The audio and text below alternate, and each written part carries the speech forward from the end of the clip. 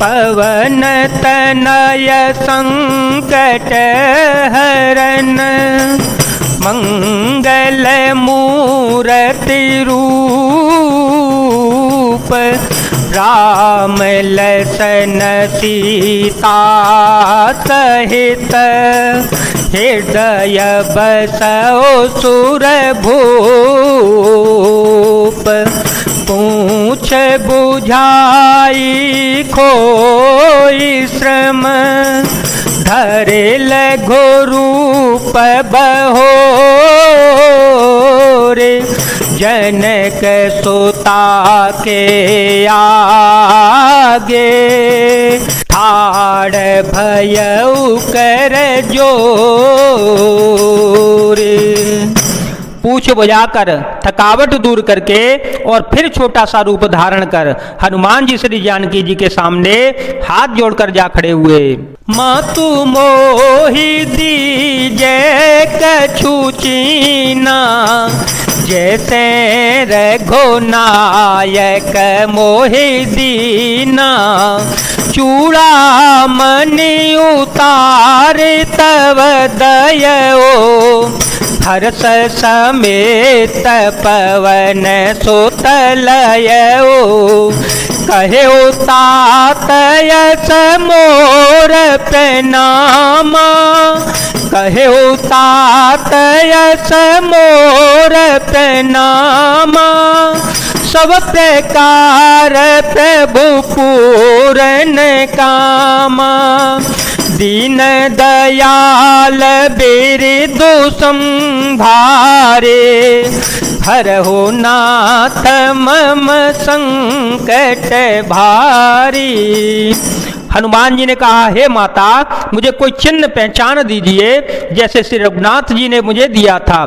तब सीता जी ने चूड़ामणि उतार कर दे दी। हनुमान जी ने उसे हर्ष पूर्वक ले लिया। जानकी जी ने कहा, हे तात मेरा प्रणाम निवेदन करना और इस प्रकार कहना कि हे प्रभु यद्यपि आप सब प्रकार से पूर्ण काम हैं, आपको किसी प्रकार की कामना नहीं है, तथापि दीनों दुखियों पर दया करना आपका बिरद है और मैं दीन हूँ। अतः उस बिरद को याद करके हे नाथ मेरे भारी संकट को दूर कीजिएगा।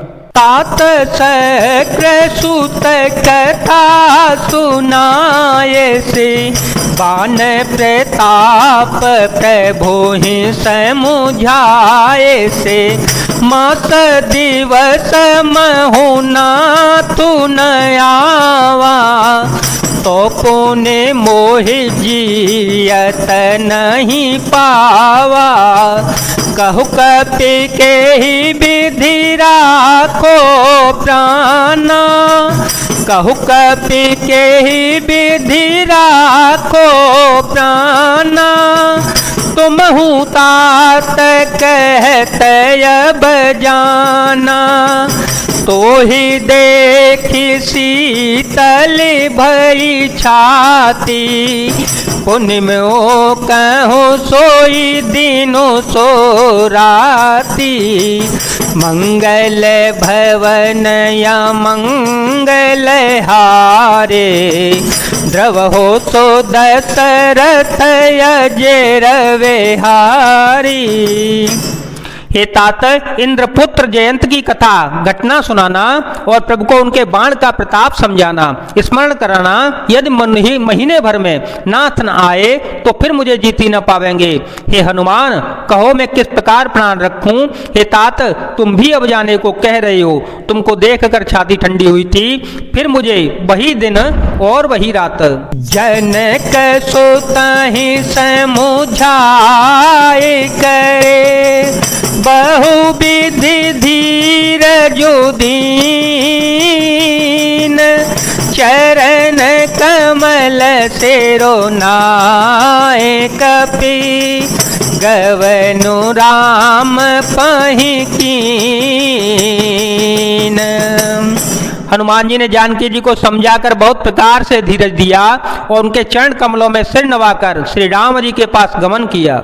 चलत महाधुनि गर जैसे भारे चलत महाधुनि गरे जैसे भारे, गर्भ स्नवहि सुनि से चरनारे, नागे सेंधो ये पार ही आवा, शब्द केले किला कपे सुनावा, हर से सब बिलो के हनुमाना, हर से सब बिलो के हनुमाना, नूतन जन्म कपिह तव जाना, मुख प्रसन्न तन तेज विराजा, कीने से रामचंद्र